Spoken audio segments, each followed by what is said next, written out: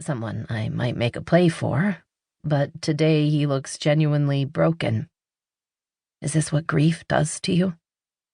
I turn to survey the church, and I spot an old high school classmate named Kathy sitting behind me, her face blotchy, her mascara smeared from crying.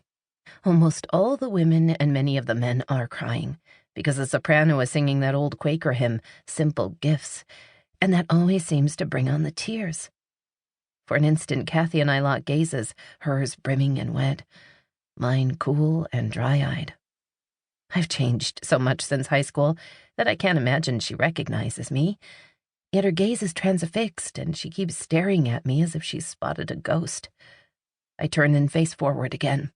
By the time Simple Gifts is over, I too have managed to produce tears, just like everyone else.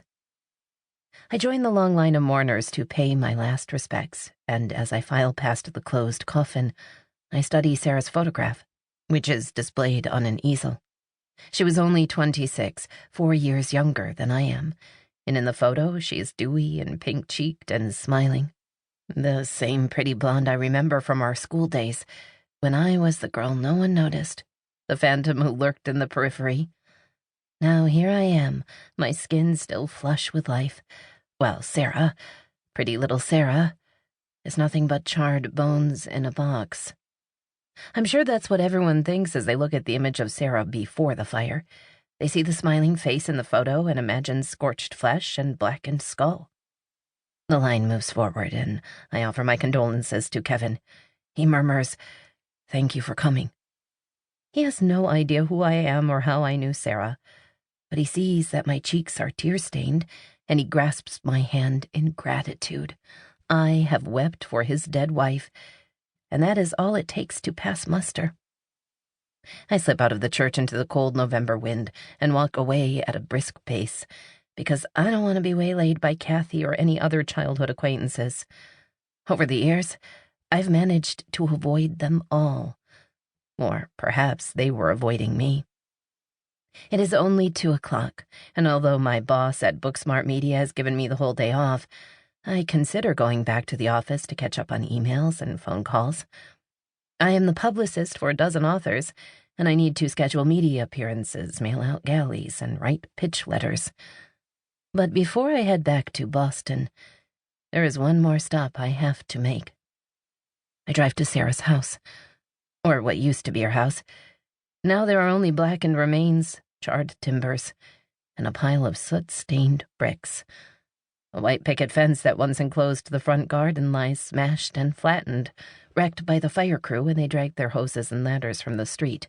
By the time the fire trucks arrived, the house must already have been an inferno. I get out of my car and approach the ruins.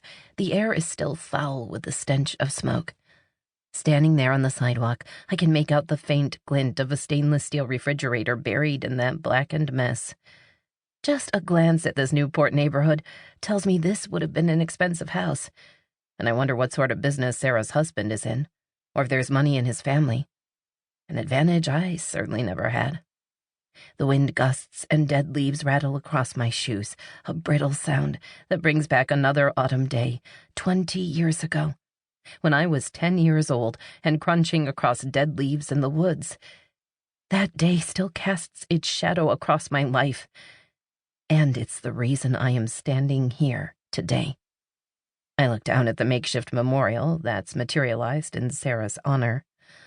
People have left bouquets of flowers, and I see a mound of wilted roses and lilies and carnations, floral tributes to a young woman who was clearly loved. Suddenly, I focus on a bit of greenery that is not part of any bouquet, but has been draped across the other flowers, like an afterthought. It is a palm leaf, symbol of the martyr. A chill scrabbles up my spine and I back away. Through the thudding of my heart, I hear the sound of an approaching car, and I turn to see a Newport police cruiser slow down to a crawl. The windows are rolled up, and I cannot make out the officer's face, but I know he's giving me a long and careful look as he passes by. I turn away and duck back into my car. There I sit for a moment, waiting for my heartbeat to slow down and my hands to stop trembling. I look again at the ruins of the house, and once again picture Sarah at 6 years old.